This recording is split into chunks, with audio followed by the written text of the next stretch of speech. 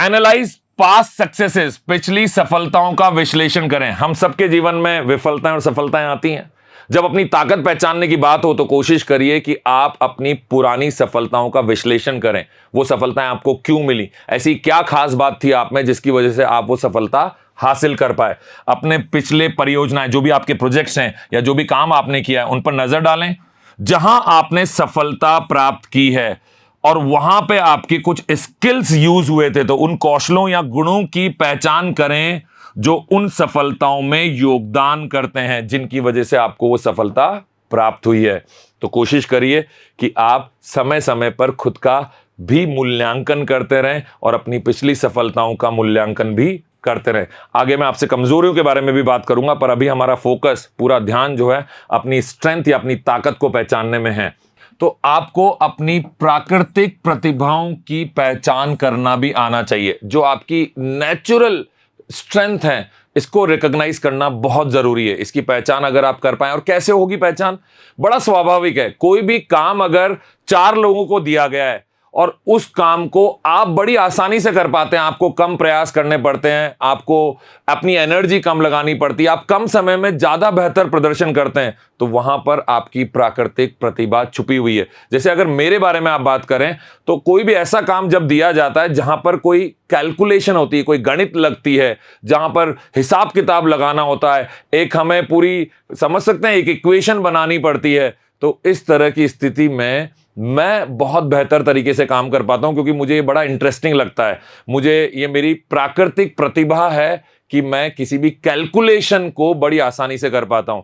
तो वही काम जब मेरे मित्र या मेरे सहयोगी करते हैं तो उन्हें ज्यादा समय लगता है, ज्यादा परेशानी होती है, पर मैं बड़ी आसानी से कर लेता हूं। तो यहां पर मेरी अपनी स्ट्रेंथ, अपनी ताकत छुपी हुई है।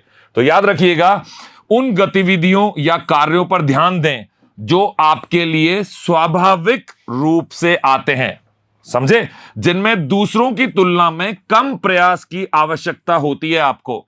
ये अक्सर आपके अंतर्निहित, आपके इनहेरिट जो है, इंटरनल जिसको अपन कह सकते हैं, उन ताकतों को दर्शाते हैं।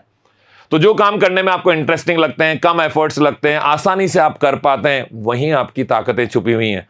और जब बात ताकत की चल रही हो तो कमजोरी इसी सिक्के का दूसरा पहलू है। हमारे अंदर अपनी अपनी क्षमताएं हैं तो हमारी अपनी अपनी कमजोरियां भी हैं, उन्हें भी जानना बहुत जरूरी है, क्योंकि जब कमजोरियां पता होती हैं तभी हम उन्हें सुधार सकते हैं और जीवन में बेहतर कर सकते हैं। तो चलिए अब समझते हैं अपनी कमजोरियों के बारे में।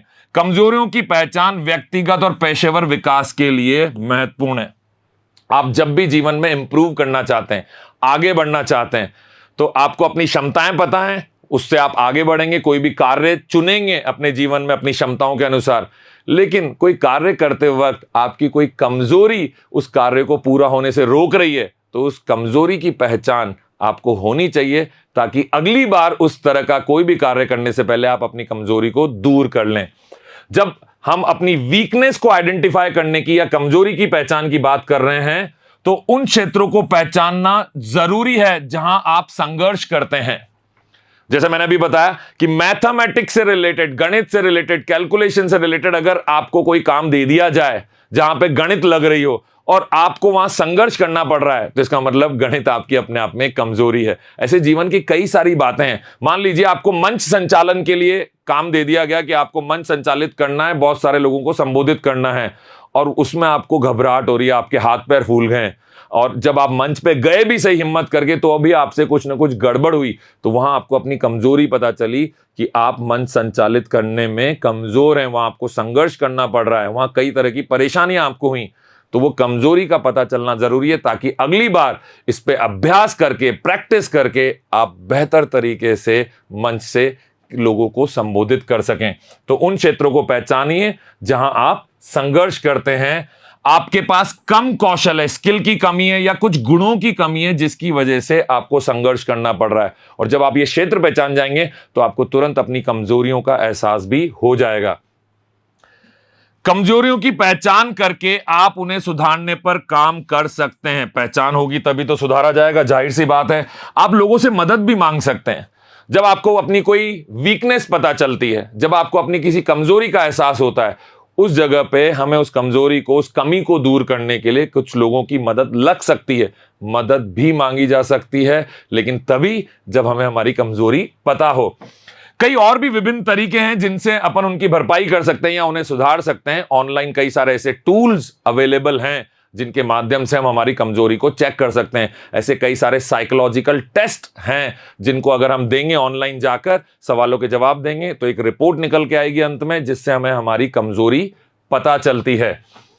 जब बात चल रही है अपनी वीकनेस को आइडेंटिफाई करने की, तो सेल्फ रिफ्लेक्शन मतलब समय समय पर एक आत्म मंथन करना भी बड़ा आवश्यक है अपनी कमजोरियों को पता करने के लिए। आपके जो भी पिछले अनुभव हैं उन पर ईमानदारी से विचार करिए। वो अनुभव अच्छे थे, बुरे थे, आप कोई कार्य ढंग से नहीं कर पाए, आप किसी को ढंग से जवाब नहीं दे पाए, आप कोई प्रोजेक्ट ढंग से कंप्लीट नहीं कर पाए, उन पर ईमानदारी से विचार करिए और ढूंढिए कि वहां आपने कहां गलती करी या आपके अंदर क्या कमी रह गई। समय निकालिए और उन पैटर्न्स की पहचान करिए जहां आपको कठिनाइयों का सामना करना पड़ा। बार बार जब आप ये सेल्फ रिफ्लेक्शन मेथड अपनाएंगे, वो आत्म मंथन की प्रतिक्रिया को अपनाएंगे, तो आपको पता चलता चला जाएगा कि ये कमजोरी आपको बार बार सामने परेशान करती है। आप इसकी वजह से कोई भी कार्य करने में अटक जाते हैं या संघर्ष करना पड़ता है। तो प्रयास करिए कि आप सेल्फ रिफ्लेक्शन, आत्ममंथन की प्रक्रिया को अपनाएं अपनी कमजोरियों को पहचानने के लिए। उन क्षेत्रों के बारे में ईमानदार रहें जहां आप कम आत्मविश्वास महसूस करते हैं, आपका कॉन्फिडेंस नीचे चला जाता है, या आपको नकारात्मक प्रतिक्रिया मिली हो कहीं से, कोई भी काम करने के बाद आपको नेगेटिव फीडबैक अगर मिला है, तो वहां पे वो नेगेटिव फीडबैक किसी कारण से ही तो मिला होगा, बेवजह तो मिला नहीं, क्योंकि किसी ईमानदार व्यक्ति से, किसी सही व्यक्ति से, आपने समझदार व्यक्ति से वो फीडबैक लिया। अब उस फीडबैक में अगर कोई नेगेटिविटी है, कोई नकारात्मकता है, तो उसे पहचानिए, वहीं आपकी कमजोरी है और उसे दूर करने में लग जाइए। हम बात कर रहे हैं कमजोरियों की पहचान की, तो फीडबैक फ्रॉम अदर्स, मैं आपको कई बार बोल चुका हूं, आपके विश्वसनीय दोस्त, परिवार, सहकर्मी, इन सब से आप रचनात्मक आलोचना, आप ऐसी क्रिएटिव क्रिटिसिज्म ले सकते हैं। उनसे बोल सकते हैं आप मेरी थोड़ी बुराई भी करना चाहें तो कर सकते हैं, पर मुझे मेरी कमजोरियां पहचाननी है, मुझे इसमें मदद करिए। और इस तरीके से आपको उन क्षेत्रों के बारे में जानकारी होगी जिन क्षेत्रों में आपको शायद खुद को तो महसूस ही नहीं हो रहा कि आपको सुधार की आवश्यकता है। जैसे कि आमतौर पर बहुत सारे लोगों को सुधार की आवश्यकता है अपने बातचीत करने के तरीके में, लेकिन जब तक कोई हमें बताएगा नहीं तो हमें लगेगा जैसे मैं बात करता हूं ये बढ़िया है, सबको समझ में आ रहा है, सबको अच्छा लग रहा है। लेकिन जब कोई आपको सही प्रतिक्रिया देगा तो शायद आपको कहीं ना कहीं पता चले कि आप किन परिस्थितियों में या किन टॉपिक्स पे या कैसी स्थिति में बात करने में गलतियां करते हैं। और उन गलतियों का एहसास होना, उन कमजोरियों का एहसास होना अति आवश्यक है। यदि उपलब्ध हो तो व्यक्तिगत पूर्वाग्रह के बिना ईमानदार राय प्राप्त करने के लिए गुमनाम प्रतिक्रिया उपकरणों का उपयोग करें। यह क्या होता है? ऐसे कई सारे ऑनलाइन टूल्स हैं जहां पर आपको ऐसा व्यक्ति प्रतिक्रिया देता है जिसको आप नहीं जानते। YouTube में भी आप कई बार देखिएगा, कोई अच्छा वीडियो किसी ने डाला और लोगों ने कमेंट करना चालू किया। अब वहां पर आपको कई बार नकारात्मक प्रतिक्रियाएं भी लिखी हुई दिखेंगी कमेंट के तौर पे। वहां उन लोगों को, वो जो YouTube क्रिएटर है जिसने वो वीडियो बनाया, वो उनको पर्सनली नहीं जानता, वो उनको व्यक्तिगत तौर पे नहीं जानता, लेकिन उस कमेंट के माध्यम से हो सकता है कि उसको अपनी कुछ कमजोरियां पता चल जाए। हर कमेंट जरूरी नहीं है कि बिल्कुल उचित दिया गया हो, पर कहीं ना कहीं आप जब उसे खास तौर से उसका विश्लेषण करेंगे तो आपको पता चलेगा कि कुछ बातें ऐसी सही लोग लिखते हैं ईमानदारी से, जिन्हें हमें हमारी कमजोरियां पहचानने में मदद मिलती है। Professional assessments. अब 360 डिग्री फीडबैक एक चीज होती है जिसमें आपके आसपास 360 डिग्री पे यह देखा जाता है कि आप किन चीजों में कैसा परफॉर्म कर रहे हैं, कहां आप कमजोर हैं, कहां आप ताकतवर हैं। और ये ऑनलाइन टूल्स ऐसे बहुत सारे हैं, उन टूल्स के माध्यम से भी, और कुछ मैंने जैसा आपको बताया, कुछ साइकोलॉजिकल टेस्ट देने के माध्यम से भी हम हमारा 360 डिग्री असेसमेंट कर सकते हैं प्रोफेशनली। हो सकता है हम किसी प्रोफेशनल व्यक्ति के पास जाकर भी 1 घंटा 2 घंटा उसके साथ समय बिताकर, उसके पास कुछ सवाल होते हैं विशेष, उन सवालों को जब वो आपसे पूछता है तो आप जो जवाब देते हैं, आपके जवाब के आधार पर वो आपका प्रोफेशनल असेसमेंट करता है, वो आपको पेशेवर तरीके से आपका विश्लेषण करता है और बताता है कि इन क्षेत्रों में आपको सुधार की आवश्यकता है। वो आपकी कमजोरियां उजागर करता है आपके पास। आकलन विकास के विशिष्ट क्षेत्रों को उजागर कर सकते हैं और सुधार के लिए एक संरचित दृष्टिकोण प्रदान कर सकते हैं। ये असेसमेंट्स जो हैं ये आपको सुधार के लिए बहुत सारे इनपुट्स दे सकते हैं और बता सकते हैं कि किस तरीके से अगर आप चलें तो आप अपनी कमजोरियों को ठीक कर सकते हैं। तो ये असेसमेंट्स बड़े काम के हैं। एनालाइज फेलियर्स एंड मिस्टेक्स, कई सारी गलतियां, विफलताएं जो भी आपसे हुई, गलतियां हुई, आप किसी काम में विफल हुए, उन सारी गलतियों और विफलताओं की समीक्षा करिए। उन्हीं समीक्षा में आपको गारंटेड आपकी ऐसी कमजोरियां मिलेंगी जिन्हें आप सुधार सकते हैं। तो अपनी मिस्टेक से, अपनी गलतियों से दूर मत भागिए। उन कौशलों या ज्ञान की पहचान भी कर सकते हैं जिनकी कमी की वजह से आपको वो परिणाम मिले जो आप नहीं चाहते थे। मतलब आपके वांछित परिणाम नहीं आए, जैसा आप चाहते थे वैसे रिजल्ट्स नहीं आ पाए, क्योंकि आपके अंदर कोई ना कोई स्किल की कमी थी, कोई कौशल नहीं था, कोई ना कोई ऐसी चीज थी, ऐसा ज्ञान था जो गायब था, आपको होना चाहिए था पर नहीं था। तो इस तरीके से आपको अपनी पहचान हो पाएगी आपकी गलतियों की, और जब आपको अपनी गलतियां या कमजोरियां पता चलेंगी तभी आप उनमें सुधार कर पाएंगे। कंटिन्यूअस लर्निंग एंड इंप्रूवमेंट, आजीवन सीखने के लिए प्रतिबद्ध रहिए, तभी जाकर आपको अपनी कमजोरियां स्वतः पता चलेंगी अपने अनुभव के आधार पर, और अपनी कमजोरियों को पहचानने में, आपको उन्हें सुधार करने में कई सारे अवसर जो हैं वो खोजने का मौका मिलेगा। जब लगातार आप लर्निंग के प्रोसेस में रहते हैं, लगातार आप सीखने के प्रोसेस में रहते हैं, हमेशा इंप्रूवमेंट करना चाहते हैं, सुधार करना चाहते हैं, तो धीरे धीरे आपको अपनी कमजोरियां उजागर होती हैं और आपको उनको दूर करने का तरीका भी मिलने लग जाता है। बात चल रही है कमजोरियों को पहचानने की, तो कई सारी वर्कशॉप्स आप अटेंड कर सकते हैं, कई सारे कोर्सेज आप ले सकते हैं, ट्रेनिंग प्रोग्राम्स में आप भाग ले सकते हैं, जहां पर वो आपको अपनी कमजोरियों को पहचानने में मदद करते हैं और उन्हें दूर करने के तरीके भी सिखाते हैं। समय समय पर आप ऑनलाइन जाकर ऐसी चीजों को सर्च कर सकते हैं कि अगर ऐसी कोई वर्कशॉप आपके शहर में, आपके आसपास हो रही है या ऑनलाइन हो रही है, तो आप उसे जरूर अटेंड करिए, उसे मिस मत करिए, यह आपको बहुत मदद करेगा। फिर इंटरेस्ट एग्जाम्पल, आपकी जो भी रुचि है उससे जुड़े हुए उदाहरण भी आपको पता होने चाहिए। आपकी संगीत में गहरी रुचि है क्योंकि आपको इसे सुनना, संगीत कार्यक्रमों में जाना और विभिन्न शैलियों का पता लगाना अच्छा लगता है। इस तरह से आपको पता चलेगा कि आपको ये चीज तो पसंद है और ये चीज कोई और दूसरा कार्यक्रम है। जैसे कोई मुझे कह दे शास्त्रीय संगीत की एक वर्कशॉप हो रही है या एक प्रोग्राम हो रहा है, आप चलिए, तो मुझे ना वहां पर बहुत देर बैठा नहीं जाता, क्योंकि वहां बैठ के सुनने के लिए आपके पास धैर्य होना चाहिए। तो ऐसी स्थिति में पता चलता है कि मेरे अंदर धैर्य की कमी है, मेरी कमजोरी मुझे पता चल गई। तो जब भी आपकी रुचि के अनुसार कोई कार्य हो रहा है या आपकी रुचि से विपरीत कोई कार्य हो रहा है, तो उन चीजों में भी आपको पता चल सकता है कि आपकी कमजोरियां क्या हैं। इसका मतलब यह नहीं है कि आपके पास कोई वाद्य यंत्र बजाने या संगीत रचने की क्षमता होनी चाहिए। अरे सीधी सी बात है, आपको पसंद है कि नापसंद है, उसी में आपकी कमजोरी, आपके कौशल छुपे हुए हैं, या आपके ज्ञान की अधिकता या ज्ञान की कमी वहीं छुपी हुई है। तो कोशिश करिए कि आप अपने इंटरेस्ट, अपनी रुचियों को भी बेहतर तरीके से पहचान पाएं।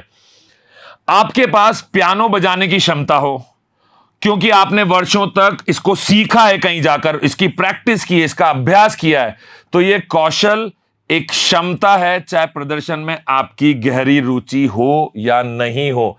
आपकी एबिलिटी एक अलग चीज है और आपका इंटरेस्ट एक अलग चीज है। पीछे हमने इंटरेस्ट की बात की थी, रुचि की, यहां एबिलिटी की बात कर रहे हैं। हो सकता है कि आप पियानो बजाते हो या आप गिटार बजाते हो क्योंकि आपने सीखा, उसकी बहुत सालों तक प्रैक्टिस की, आपको जब मन करता है आप उसका इस्तेमाल करते हैं, लेकिन आपको कहीं प्रदर्शन करने की इच्छा नहीं है। तो ये दोनों बातें अलग अलग हैं, आपकी रुचि और आपकी एबिलिटी, ये दोनों चीजें, आपकी क्षमताएं और आपके इंटरेस्ट में फर्क है। इस फर्क को समझना बहुत जरूरी है। रुचियां अक्सर आपके शौक, करियर के रास्ते और व्यक्तिगत विकास के क्षेत्रों में आपके विकल्पों का मार्गदर्शन करती है। आपको क्या क्या ऑप्शंस चूज करने चाहिए, वो इंटरेस्ट आपका जहां होता है, जहां रुचि आपकी होती है, वो करियर के ऑप्शन आपको बेहतर लगने लगते हैं। तो आपको अपने व्यक्तिगत या अपने कोई शौक को आगे बढ़ाने में भी आपकी रुचियां मदद करती हैं। ये आपको मोटिवेट करती हैं, एक्साइट करती हैं इन सभी कार्यों को करने के लिए। इंटरेस्ट की बात चल रही है, रुचियों की।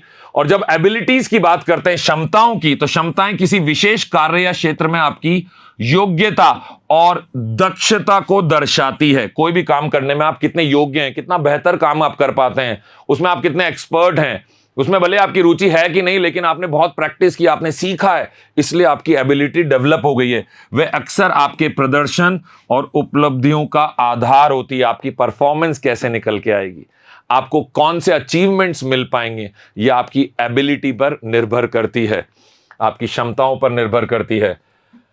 दोनों को बैलेंस करना बहुत आवश्यक है। आदर्श रूप से अगर हम देखें तो अपनी रुचियों को अपनी क्षमताओं के साथ संरेखित करने से अधिक संतोष मिलता है और अधिक सफलता मिलती है। सेल्फ सेटिस्फैक्शन, आत्म संतोष जो आपको मिलता है ना, वो तभी आता है जब आप जो काम कर रहे हैं वो बेहतर तरीके से कर रहे हैं और अपनी रुचि के अनुसार कर रहे हैं। तो इनमें अगर सही तालमेल बैठ जाए, आप अपनी रुचियों को पहचाने, अपने इंटरेस्ट को पहचाने, अपनी एबिलिटीज को पहचाने, अपनी क्षमताओं को पहचाने, और दोनों को अगर एक सही सेम स्तर पर आप ले आएंगे तो आप जो भी कार्य करेंगे वो बेहतरीन कार्य होगा। बात चल रही है अपनी वीकनेसेस को आइडेंटिफाई करने की। तो जब आप किसी चीज में अच्छे होते हैं और उसका आनंद भी लेते हैं तो आपकी उत्कृष्ट best of the best performance आप वहां देते हैं और आपको सेटिस्फैक्शन भी मिलता है। तो जब तक आपको अपनी रुचियां नहीं पता, जब तक आपको अपनी सेटिस्फैक्शन, अपना एबिलिटी के बारे में ज्ञान नहीं है, तब तक आप उसमें best of the best performance, उत्कृष्ट कार्य नहीं कर सकते हैं। रुचियां वो हैं जो आपको करना पसंद है, जबकि क्षमताएं वो हैं जिनमें आप अच्छे हैं। ये पिछली 3 स्लाइड्स में जो हमने समझा उसका निचोड़ आपके सामने है। रुचियां वो हैं जो आपको करना पसंद है, जबकि क्षमताएं वो हैं जिनमें आप अच्छे हैं। तो अपनी रुचियों के बारे में पता करिए, अपनी क्षमताओं के बारे में पता करिए, यहीं से आपको अपनी कमजोरियां भी पता चल जाएंगी और आप जीवन में बेहतर कार्य कर पाएंगे। दोस्तों, जब बात चल रही है रुचियों और क्षमताओं के बीच के अंतर की, तो अपनी ताकतों का प्रभावी ढंग से उपयोग करने और अपनी कमजोरियों पर काम करने के लिए इन दोनों के बीच अंतर करना महत्वपूर्ण है। आपकी एबिलिटीज हैं, आपके पास कुछ ताकत है जिसमें आप जबरदस्त काम करते हैं, आपके वो और लोगों से अलग करती है आपकी वो क्षमताएं। वहीं आपके पास कुछ कमजोरियां भी हैं। तो जब आपको अपनी रुचि पता होगी, जब आपको अपनी एबिलिटीज पता होंगी, तो आप प्रभावी तरीके से इस पर कार्य कर पाएंगे।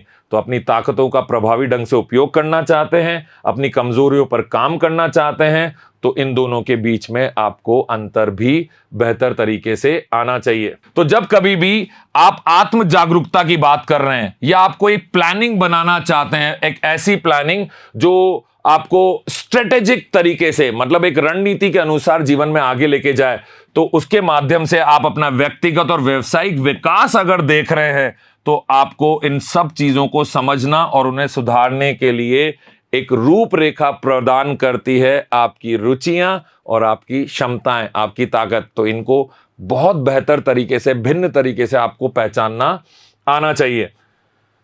रुचियां वो गतिविधियां या विषय होते हैं जिनमें आपको आनंद आता है और जिनके प्रति आप जुनूनी होते हैं। और जहां मैं बात कर रहा हूं रुचियों की, तो ये वो चीजें हैं जिनकी आप स्वाभाविक रूप से आकर्षित होते हैं, अपने आप आपको अच्छा लगता है वो काम करना, और आपको रुचिकर या संतोषजनक लगती हैं, इंटरेस्टिंग लगती हैं, सेल्फ सेटिस्फाइंग लगती हैं। तो इन चीजों को तो हम रुचियों में काउंट करेंगे।